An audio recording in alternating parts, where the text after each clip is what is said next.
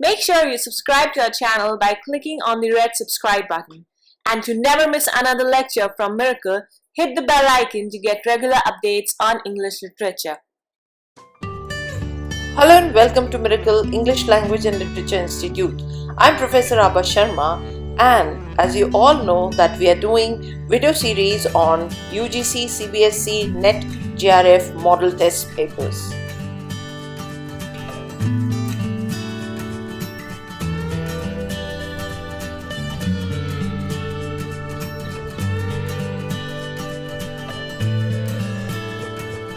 The NET and JRF exam takers, please do watch and try to solve these sample questions and listen to the discussion carefully to have a better understanding. This practice will equip you with better knowledge. For real-time coaching and to shape your career before it is too late, please join Miracle at your earliest for sure success.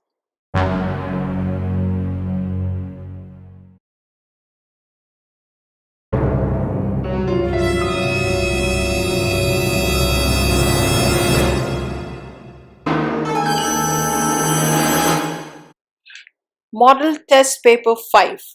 Identify the poem and the poet. There are 10 questions based on poems and their poets. Recognize them reading the given lines. Question number 1. I would spread the clothes under your feet, but I, being poor, have only my dreams. I have spread my dreams under your feet. Tread softly, because you tread on my dreams. Recognize the poem and the poet.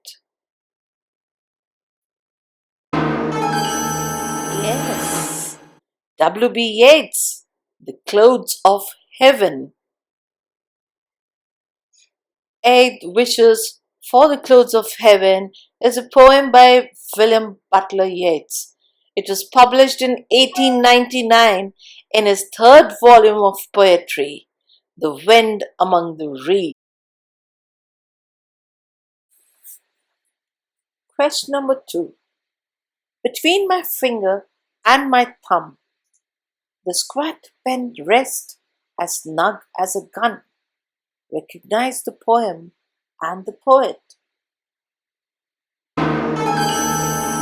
It's Digging by Seamus Heaney. Digging appeared in Seamus Heaney's first collection, Death of a Naturalist, in 1966. Like a number of the sonnets by Tony Harrison, who was born 2 years before Heaney, Digging is about a poet's son's relationship with his father and the sense that the working class son, by choosing the vocation of the poet, is adopting a path very different from his father's and his father's before him. Question number 3. And on that cheek and over that brow, so soft, so calm, yet eloquent, the smiles that win, the tints that glow, but tell of days in goodness spent, a mind at peace with all below, a heart whose love is innocent. Identify the poem and the poet.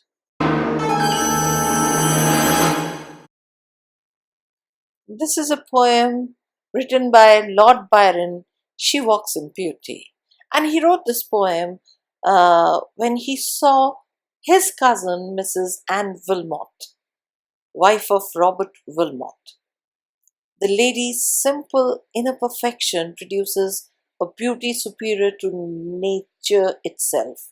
By possessing a genial mind and innocent heart, the lady can bring the beauty of both darkness and light out of and together without contradiction. Her purity softens the edges of the contrast.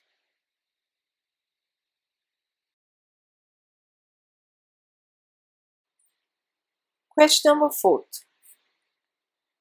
My captain does not answer. His lips are pale and still. My father does not feel my arm. He has no pulse nor will. The ship is anchored safe and sound, its voyage closed and done. From fearful trip, the victor ship, comes in with object one. Exult, O shores, and ring, O bells, but I, with mournful tread, walk the deck. My captain lies, fallen cold and dead.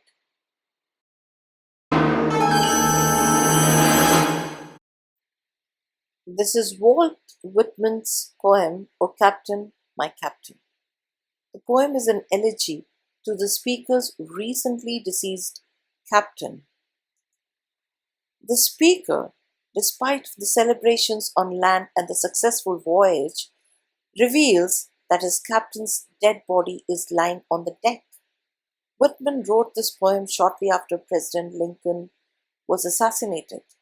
It is an extended metaphor intended to memorialize Lincoln's life and work. Question number 5. At 20, I tried to die and get back to you. I thought even the bones would do, but they pulled me out of the sack and they stuck me together with the glue. Identify the poem and the poet.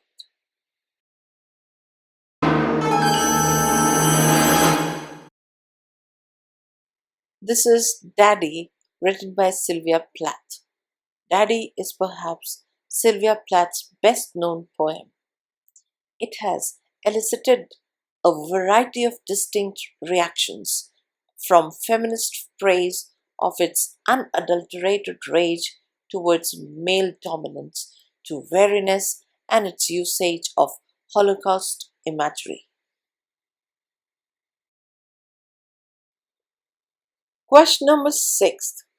He was my north, my south, my east and west, my working week and my Sunday rest, my noon, my midnight, my talk, my song.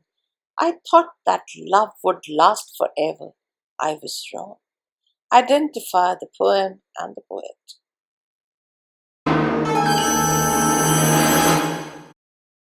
This is W.H. Auden's poem, Stop All the Clocks.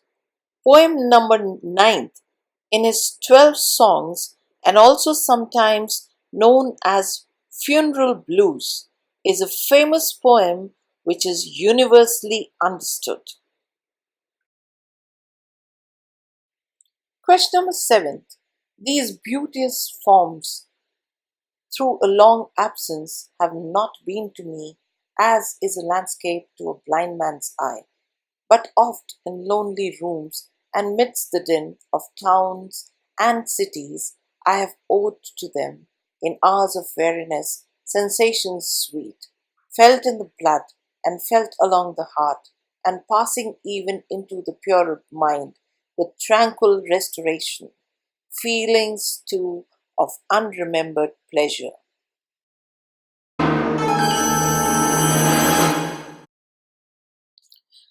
This poem is written by William Wordsworth and it is Tintern Abbey. So, in this, the poet has expressed his tender feelings towards nature. He has specially recollected his poetic idea of Tintern Abbey, where he had gone first time in 1793. This is his second visit to the place. Wordsworth has expressed his intense faith in nature. There is Wordsworth's realization of God in nature. He got sensuous delight in it, and it is all in all to him. Question number 8. Cannon to right of them, cannon to left of them, cannon in front of them, volleyed and thundered, stormed at with shot and shell. Boldly they rode and well, into the jaws of death, into the mouth of hell, rode the 600.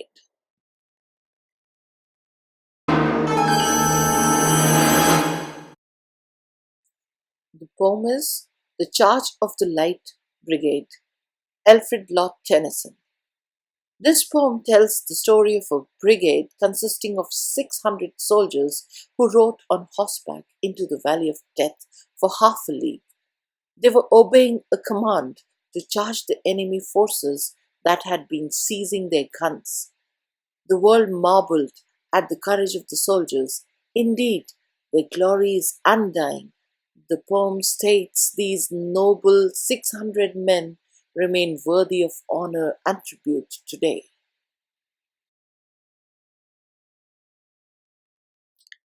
Question number 9.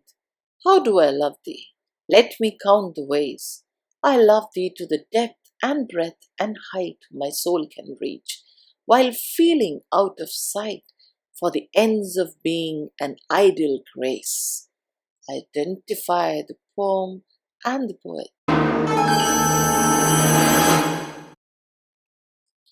This is Elizabeth Barrett Browning's How Do I Love Thee? It is a sonnet number 43 taken from the Sonnets from the Portuguese, a book first published in 1850. Elizabeth Barrett Browning chose this title to give the impression that she had translated the work from the Portuguese and would therefore avoid any controversy. It was dedicated to her husband, poet Robert Browning.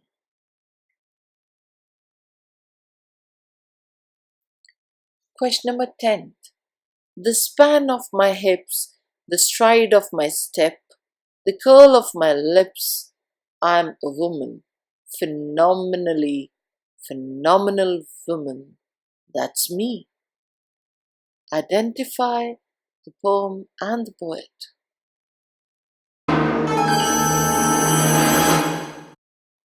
This poem is written by Maya Angelou, Phenomenal Woman. Maya Angelou is one of the most influential women of our time. Her writings pull on the hearts of many readers. She tells that she does not need to do anything loud to snatch attention. Rather, it is the sound of her heels, the curve in her hair, the palm of her hand making her a phenomenal woman.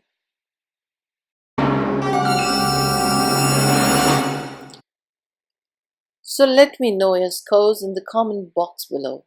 Hope you must have gained much from this exercise also. Keep in touch until I post the next video, and of course do not forget to subscribe and like.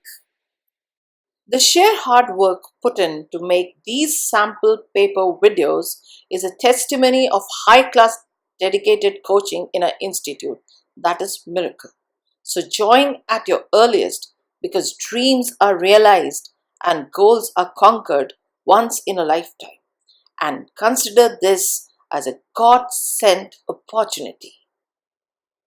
Thank you so much.